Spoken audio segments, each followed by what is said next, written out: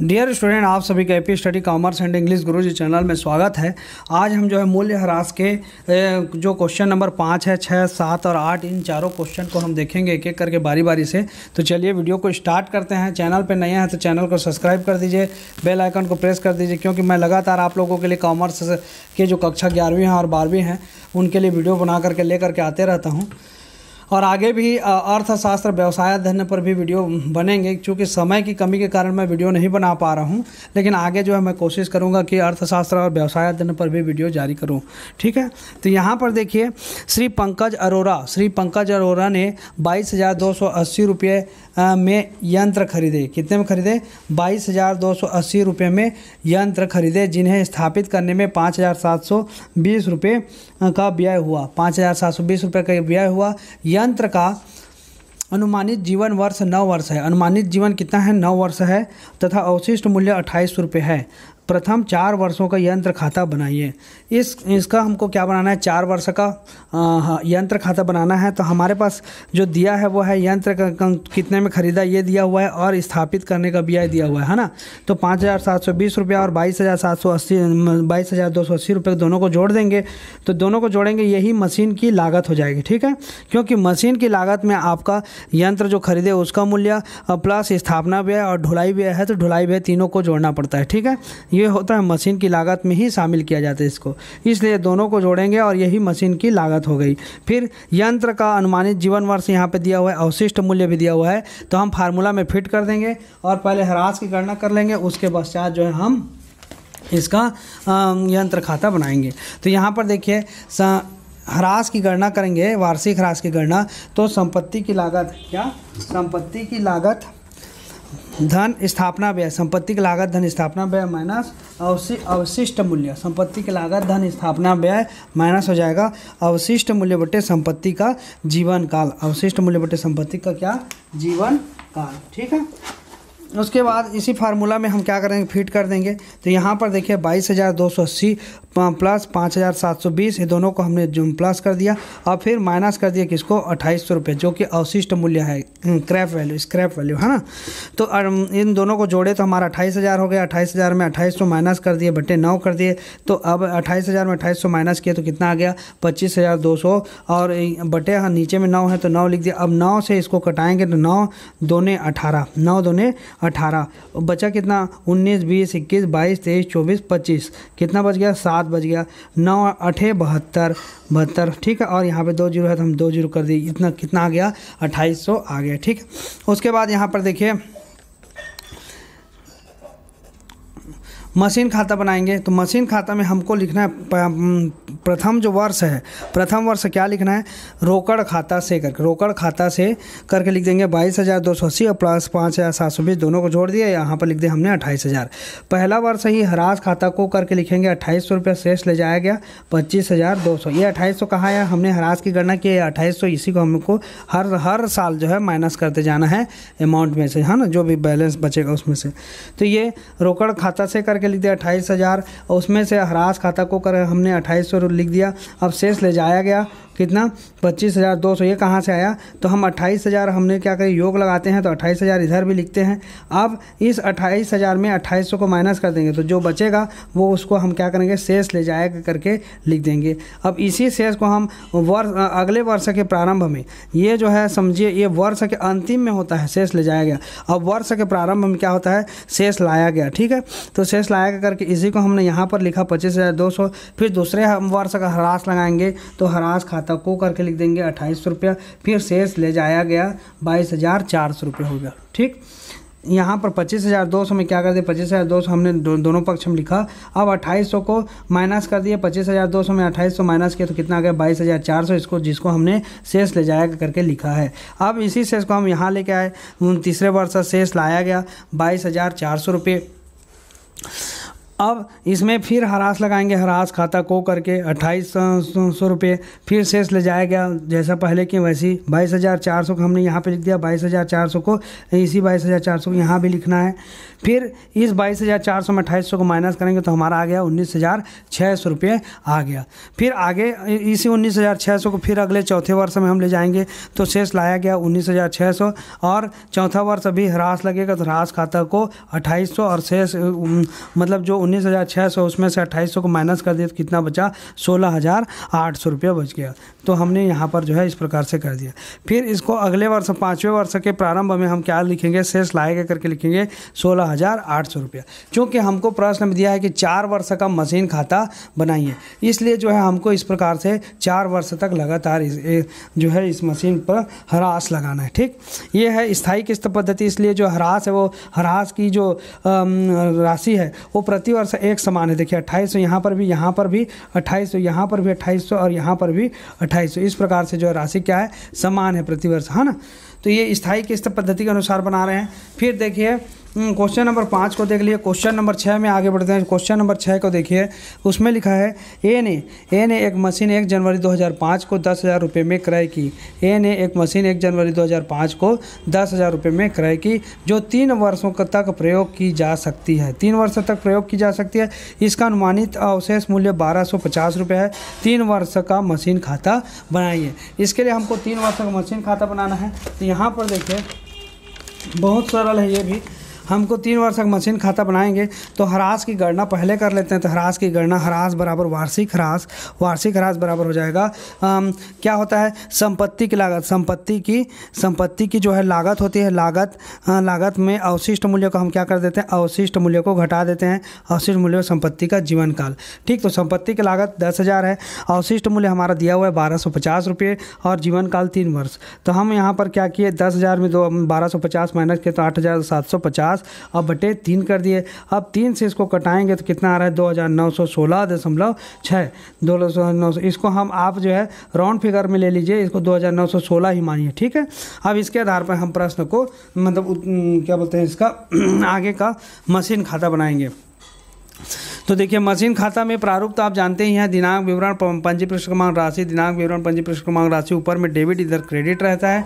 ठीक, तो यहाँ पर हम क्या कर देंगे, 2005 जनवरी 1 को रोकड़ खाता से करके 10,000 हमने लिख दिया। 2005 दिसंबर 31 को हर महीने के हर मतलब साल के मतलब अंतिम में जो है क्या करते हैं, हम ह्रास लगाते हैं। तो ह्रास खाता को करके लिखें कितना, 2,916 हमने निकाला है 2,916, उसी को हम यहाँ पर लिखे। ये ही राशि हर साल जो है इस संपत्ति का जो मूल्य है उसमें से माइनस होते जाएगा। तो ह्रास को लिख दिए। अब 10,000 में से 2,916 को माइनस किए तो क्या हो गया, शेष ले जाया करके यहाँ पर 7,084 रुपया। अब इसका योग यहाँ पर 10,000, तो यहाँ पर भी उसी को इसको जो है वो यहाँ पर भी लिखते हैं। ठीक, उसके बाद आगे बढ़ते हैं। 2006 जनवरी 1 को 2005 था, अब 2006 में आ गए, शेष लाया गया करके लिखेंगे 7,084 रुपये को यहाँ पर। ठीक, उसके बाद 2006 में ह्रास लगाएंगे, दिसंबर 31 तारीख को ह्रास खाता को करके 2,916 रुपये। फिर शेष ले जाया गया होगा 7,084 में 2,916 माइनस कर देंगे तो शेष ले जाएगा करके 4,168 रुपये आ जाएगा। 7,084 को हमने यहाँ पर लिख दिया और इसी को यहाँ इस पक्ष में भी हमको लिखना है। और यहाँ पर इस 7,084 में से 2,916 को माइनस करेंगे तो शेष ले जाया करके 4,168 रुपये आएगा। ठीक, उसके बाद आप आगे बढ़िए। 2007 जनवरी 1, 2006 हो गया, 2007 में आ गए। फिर इसी शेष को हम इधर लाएंगे, शेष लाएगा करके 4,168 रुपये। अब 2007 में भी ह्रास की गणना करनी है हमको, तो दिसंबर 31 को ह्रास खाता को करके 2,916 रुपये और यहाँ पे फिर शेष निकालेंगे 4,168 में से 2,916 को माइनस कर दे, क्या आ गया, 1,252 रुपये आ गए। ठीक है, इसी 1,252 रुपये को हम अगले वर्ष के प्रारंभ में शेष लाएगा करके 1,252 रुपये लिख देंगे। ठीक, तो इस प्रकार से जो है लगातार हमको 3 वर्ष का मशीन खाता बनाने के लिए बोला था, जो कि इस प्रकार से बनेगा। ठीक, कहीं पर कोई डाउट नहीं है, सिंपल है। आपको शुरू में जब मशीन खरीदते हैं तो आप रोकड़ खाता से करके लिख देंगे, जो भी लागत है मशीन की उसको लिख डाल देंगे। फिर हर साल ह्रास को माइनस करते जाएंगे, फिर जो शेष आएगा उसको अगले वर्ष के प्रारंभ में फिर ले जाएंगे, फिर उसमें ह्रास की कटौती करेंगे, फिर शेष आएगा उसको अगले वर्ष फिर प्रारंभ में ले जाएंगे, फिर ह्रास लगाएंगे, फिर शेष आया उसको फिर इस प्रकार से लिख करके आपको आगे बढ़ाते जाना है ना। तो क्वेश्चन जो है सरल है कि ज़्यादा कठिन नहीं है। इस प्रकार के प्रश्न भी परीक्षा में हमेशा पूछे जाते हैं। क्वेश्चन एकदम कठिन भी नहीं आता, ना क्वेश्चन एकदम सरल भी नहीं आता। क्वेश्चन मध्यम प्रकार का आता है, मध्यम रहता है, जिसको सभी लोग बना सके, इस प्रकार का भी प्रश्न पूछा जाता है ना। तो आप विशेष ध्यान रखें इसका। फिर उसके बाद है 7वां नंबर का क्वेश्चन को देख लीजिए। 7वां नंबर के क्वेश्चन में भी ठीक उसी प्रकार का है। 1 जनवरी 2011 को एक कंपनी ने एक मशीन 50,000 रुपये में क्रय की। 1 जनवरी 2011 को एक कंपनी ने एक मशीन कितने में क्रय की? 50,000 रुपये में क्रय की। मशीन पर 10% वार्षिक दर से स्थायी किस्त पद्धति के अनुसार ह्रास लगाने का निश्चय किया गया। ठीक, 3 वर्षों का मशीन खाता बनाई। इसमें भी हमको 3 वर्ष का मशीन खाता बनाना है। ये भी एकदम सिंपल है। कैसे बनाएंगे? तो 7वां का देखिए, सिंपल है। इसका भी ह्रास की गणना कैसे करेंगे? ह्रास बराबर होता है, यहाँ पर क्या होगा, ये परसेंट में दिया है ना, प्रतिशत में दिया, तो हम प्रतिशत के हिसाब से निकालेंगे। यहाँ पर हो गया संपत्ति की लागत गुणित दर, ह्रास की दर। किसकी दर? ह्रास की दर बटे क्या होता है? 100 होता है ना। तो संपत्ति की लागत 50,000 दिया, ह्रास की दर 10% दिया, तो 10 लिख दिए, बटे क्या करते हैं, नीचे में 100 रहता है, तो हमने 100। अब इस 10 में 0 से 0 काट दिए, यहाँ पर से 0 मतलब कितना आ गया? 5,000 रुपये यहाँ पर आ गई। यही क्या है? वार्षिक ह्रास है। ये 5,000 रुपये हर साल जो है हमको कटौती करना है। चूँकि कितने वर्ष का मशीन खाता बनाने के लिए बोल रहा है? 3 वर्ष का मशीन खाता बनाने के लिए बोल रहा है, तो हम अभी 3 वर्ष का मशीन खाता बनाएंगे। चलिए देखते हैं। 2011 जनवरी 1 को मशीन खरीदे, तो हम लिख दिए रोकड़ खाता सही करके 50,000 रुपये। अब 2011 के दिसंबर में, मतलब वर्ष के अंत में होता है, दिसंबर 31 तारीख को वर्ष का अंत होता है, इसी तारीख को हम लिखेंगे ह्रास खाता को करके लिख देंगे। जो ह्रास की राशि हमने निकाला है उसको लिखेंगे 5,000 रुपये को। फिर इस 50,000 में से 5,000 को माइनस कर दिया, तो बचा कितना? 45,000। हमने शेष ले जाएगा करके इसको 45,000 लिख दिया। नीचे में इसका 50,000, यहाँ पर भी योग में 50,000 आपको डालना है। ठीक, उसके बाद यही 45,000 को दूसरे वर्ष के प्रारंभ में जनवरी 1 तारीख को हम शेष लाएगा करके लिखे 45,000। अब 2012 ह्रास खाता को करके 2012 दिसंबर 31 को फिर ह्रास खाता को करके लिखेंगे, और पुनः फिर 5,000 रुपये जो है ह्रास की राशि उसको लिखेंगे। अब 45,000 में 5,000 को माइनस कर देंगे, कितना बचा? 40,000। इस 40,000 को हम शेष ले जाएगा करके इस पक्ष में हस्तांतरण करते हैं, और यहाँ पर जो है 45,000 का योग लगा देते हैं। फिर इस 40,000 को हम वो अगले वर्ष के प्रारंभ में शेष लाएगा करके लिखेंगे 40,000 रुपये 2013 में। अब इसमें भी 2013 में 31 दिसंबर को ह्रास लगाएंगे, ह्रास खाता को करके 50,000 रुपये, और शेष ले जाएगा करके 35,000 रुपये हो जाएगा। ठीक है, ये भी 31 दिसंबर को ही होता है। तो शेष ले जाएगा कितना? 40,000 में 5,000 माइनस किए तो 35,000। यहाँ पर योग में 40,000 डालेंगे, इधर भी योग में 40,000 डालेंगे। ठीक है, अब यहाँ पर ये 35,000 को 2014 के प्रारंभ में हम लिख देंगे, जनवरी 1 को शेष लाया गया करके लिख देंगे 35,000 रुपये। ठीक, तो इस प्रकार से जो है प्रश्न को आपको बनाते जाना है। क्वेश्चन एकदम सरल है, कहीं पर भी कोई दिक्कत नहीं होगा, क्योंकि यहाँ पर केवल एक मशीन से संबंधित है। आगे चल के जो प्रश्न मिलेंगे वो 2 मशीन 3 मशीन से संबंधित होगा। एक मशीन अभी खरीदे तो ये सिंपल सा हो जाता है। 2 मशीन खरीदेंगे तो उसमें ह्रास की गणना जो है 2 बार करनी पड़ेगी आपको। 3 मशीन खरीदेंगे तो थोड़ा सा और कॉम्प्लिकेटेड होगा। फिर बीच में प्रश्न ये आएगा कि मशीन को बेच दिया गया, अब मशीन को बेचे तो लाभ हानि की गणना हमको करनी पड़ेगी, लाभ हुआ कि हानि हुआ, उसकी पुस्तकीय मूल्य की गणना करनी पड़ेगी। ठीक, उसके बाद हम स्थायी किस्त पद्धति के बाद पढ़ेंगे हम घटती शेष पद्धति में। ठीक है, उसी प्रकार के क्वेश्चन है, बस अंतर इतना होता है घटती शेष पद्धति में कि ह्रास जो है प्रति वर्ष जो ह्रास है वो संपत्ति के घटे हुए मूल्य पर निकाला जाता है। जैसे यहाँ पर एक बार ह्रास की राशि निकाल दिए और उसको हर साल जो है, जैसे यहाँ पर 5,000 निकाली, यहाँ पर भी 5,000 निकाली, यहाँ पर भी 5,000, मतलब 5,000 हर साल लिखे। लेकिन वहाँ पर क्या होगा, जब घटती किस्त पद्धति से इस क्वेश्चन को बनाएंगे तो पहले साल जैसे 50,000 उसमें 5,000 घटाए तो कितना बचा? 45,000। अब इस 45,000 पे हमको ह्रास की गणना करनी पड़ेगी, तो 45,000 का 10% निकालेंगे तो 4500। यहाँ पर ह्रास खाता को करके 4500 लिखना पड़ेगा। ठीक है, फिर शेष में उसको घटाना पड़ेगा। इस प्रकार से जो भी शेष आता है उस पर ह्रास की गणना इस घटती किस्त पद्धति के आधार पे करनी पड़ती है। ठीक, तो क्वेश्चन जो है मतलब उतना भी मतलब कठिन नहीं है, सिंपल है। आपको बस सारी चीज़ों को अच्छे से समझना है, सारा चीज़ आपको समझ में आएगा तो एक एक क्वेश्चन जो है अच्छे से बन जाएगा। ठीक है, तो कोई दिक्कत वाली बात नहीं है। क्वेश्चन नंबर 8 की ओर आगे बढ़ते हैं। क्वेश्चन नंबर 8 में देखिए क्या लिखा हुआ है।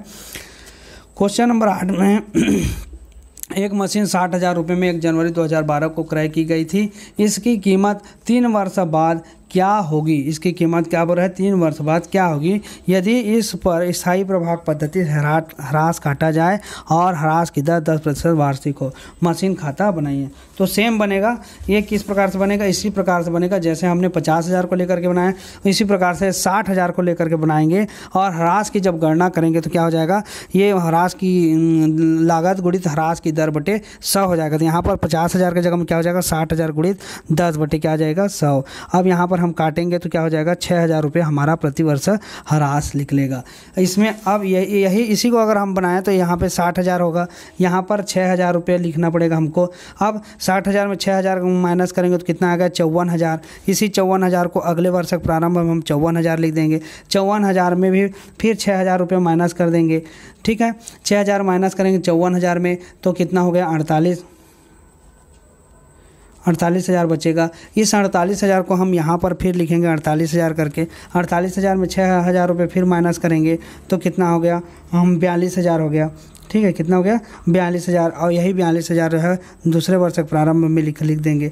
ठीक, कितने वर्ष का बोल रहा है ये मशीन खाता बनाइए। 3 वर्ष बाद क्या होगी? तो 3 वर्ष बाद इस की मूल्य जो है 42 शेष लाएगा करके 42,000 रुपये होगी। ठीक है, इसका मूल्य कितना हो जाएगा? 42,000 रुपये हो जाएगा। यहाँ पे आंसर में भी देखिए तीसरे वर्ष का शेष 40,000। कहाँ पे गलती कर दिए हम? 60,000 में 6,000 मतलब यहाँ पे 54,000 है ना? 54 और 54,000 में यहाँ पर 6,000 मतलब 48, 49, 50, 51, 52, 53, 54। ठीक है, 48,000 में 6,000 घटा दिए 42, 43, 44, 45, 46, 47, 48, 42,000 होगा। हाँ, इसमें जो है आंसर में थोड़ा सा गड़बड़ी है, इसको आप 42,000 सुधार लीजिएगा। ये 40,000 नहीं होगा, ये 42,000 होगा। ठीक है, तो हमने यहाँ पर क्या लिख दिया? 42,000 लिख दिया। इस प्रकार से क्वेश्चन नंबर 8 भी बनेगा। ठीक, क्वेश्चन नंबर 9 को भी इस प्रकार से आप बना सकते हैं। क्वेश्चन नंबर 9 में भी उसी प्रकार का, इसमें केवल 2 मशीन है तो 2 मशीन पर ह्रास निकालना पड़ेगा। ठीक, तो आज के इस वीडियो में बस इतना है। नेक्स्ट वीडियो में हम जो इसके आगे के जो प्रश्न हैं उसको बनाएंगे। तो वीडियो को देखने के लिए आप सभी को बहुत बहुत धन्यवाद।